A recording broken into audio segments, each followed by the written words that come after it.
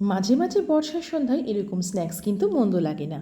বাড়িতে চীনাবাদাম থাকলে তা দিয়ে এটা বানিয়ে শিশি বা এয়ারটাইট কন্টেনারে ভরে রাখলে অনেক দিন পর্যন্ত খাওয়া যায়। কাঁচা চীনাবাদামকে শুকনো গরম কড়াইতে একটু ভেজে নিয়ে ঠান্ডা করে খোসাগুলোকে ছাড়িয়ে নিলাম। খোসা না ছাড়ালেও হয়, তবে খোসা ছাড়ালে হজমে একটু সুবিধা হয়। এবার এতে একটু বেসন, একটু নুন, একটু লঙ্কা গুঁড়ো, একটু গোলমরিচ গুঁড়ো, একটু হিং, একটু বেকিং সোডা মানে খাবার সোডা দিয়ে হাত দিয়ে সব কিছুকে মিশিয়ে নিলাম। এরপর হাতে সামান্য জল নিয়ে এটাকে আরও ভালো করে মেখে নিলাম, যাতে বাদামের গায়ে বেসন ও সব মশলার একটা হালকা কোটিং পড়ে। এরপর একটু গরম সাদা তেলে একটু কারি পাতা ভেজে তুলে রেখে তাতে অল্প অল্প করে মাখানো বাদামগুলো দিয়ে খুন্তি দিয়ে হালকা হাতে ছাড়িয়ে নিলাম, যাতে বাদামগুলো একটার গায়ে আর একটা লেগে না থাকে। ব্যাস, তারপর সেগুলো তুলে রেখে হাত দিয়ে কারি পাতাগুলোকে ভেঙে মিশিয়ে শিশিতে তুলে রাখলাম সন্ধেবেলায় চায়ের সাথে খাওয়ার জন্য।